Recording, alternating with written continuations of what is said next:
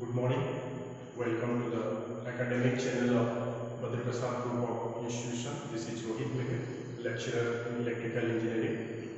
Today we are going to discuss a topic related to electrolysis, that is electroplating.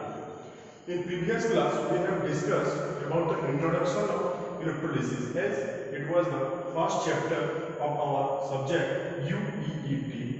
There are lots of applications of electrolysis, electroplating or electrodeposition, each one of them. Today I will actually introduce you, or I will actually elaborating you what electrolysis is or what electroplating is. Electroplating is nothing but the deposition of a metal on the other surface of the metal by the process of electrolysis. Here it is a system where the iron ring is to be coated with copper metal by the process of electrolysis. Here it is a tank. In the tank we take the solution of copper sulfate, which is known as electrolyte.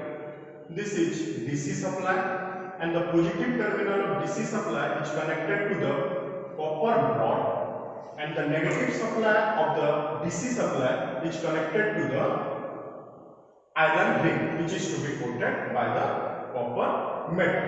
Here the copper rod which acts as anode. Basically the rod which is connected to the positive terminal of the supply is called anode, and the rod or the electrode which is connected to the negative terminal of the supply is called cathode.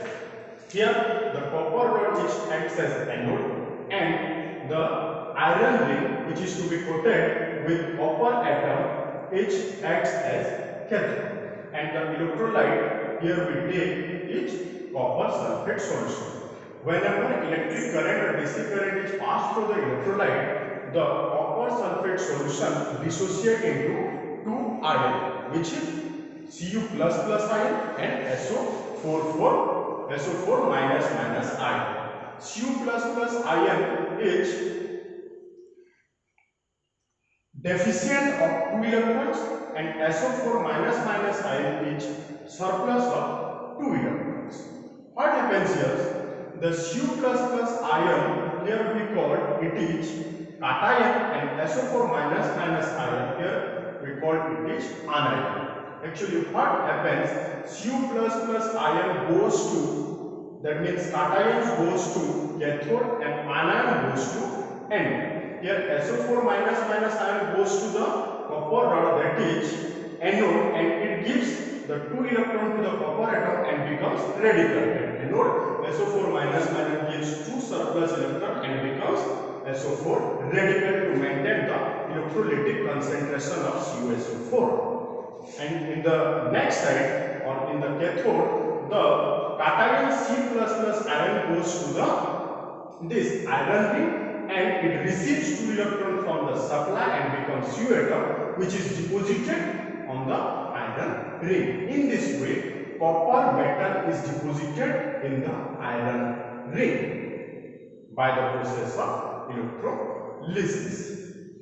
Actually, the iron is transferred in the electrolyte solution in one rod to, or one electrode to the other electrode, but in outside the electrons is transferred from cathode to anode. That is the basic principle of electrolysis, or by this principle we have deposited, or we are many metals are deposited on the other surface of the metal to prevent from corrosion. Okay. That much is in this class. In the next class, we will discuss about the Faraday's law of electrolysis and the two laws of Faraday's law, which is regarding, or which is based on the electrolysis. Thank you.